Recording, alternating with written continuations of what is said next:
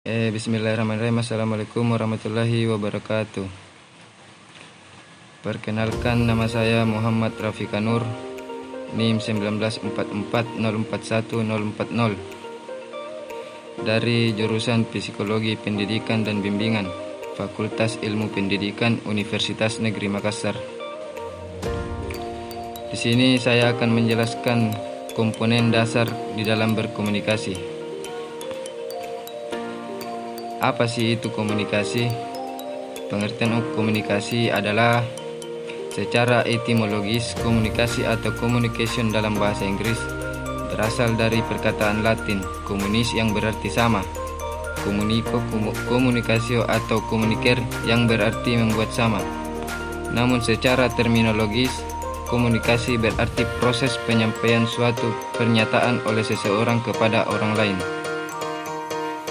Komunikasi itu adalah suatu aktivitas penyampaian informasi, baik itu pesan, ide, dan gagasan dari satu pihak ke pihak lainnya, baik secara langsung maupun tidak langsung.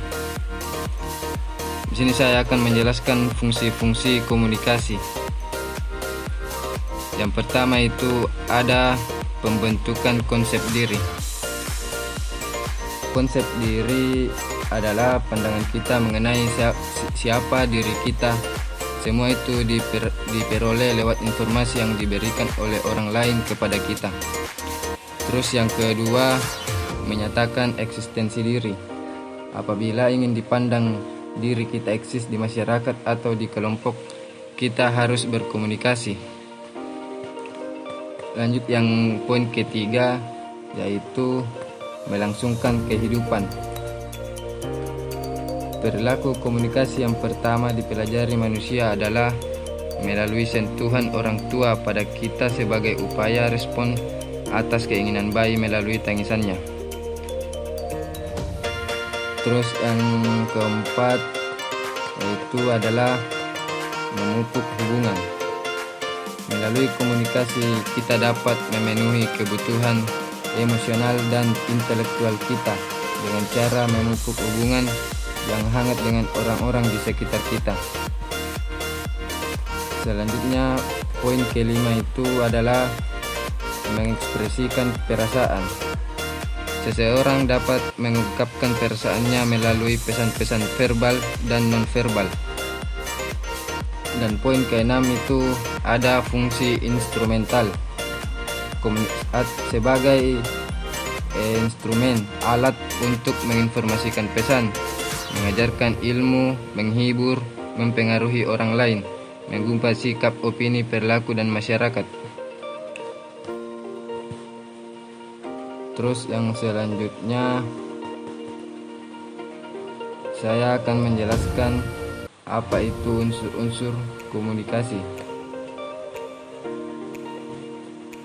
Unsur-unsur komunikasi itu yang pertama ada pengirim atau komunikator. Dalam konteks belajar, mengajar, guru dan siswa berperan sebagai komunikator sehingga terjadi komunikasi dua arah. Dan poin kedua ada penyandian atau encoding. Penyandian atau encoding adalah proses yang dilakukan oleh komunikator untuk mengemas maksud atau pesan yang ada dalam benak dan hatinya menjadi simbol-simbol, suara, tulisan, gerak tubuh, dan bentuk lainnya untuk dapat dikirimkan kepada komunikan. Dalam proses pembelajaran harus mengemas materi pembelajaran yang akan disampaikannya kepada siswa ke dalam bentuk tulisan, ucapan, atau gerakan. Terus yang selanjutnya ada pesan atau message.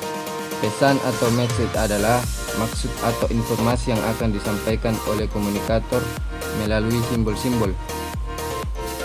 Dan poin keempat itu ada saluran dan media.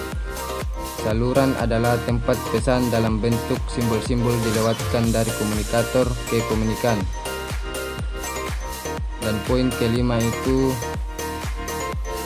ada penyandian ulang atau decoding.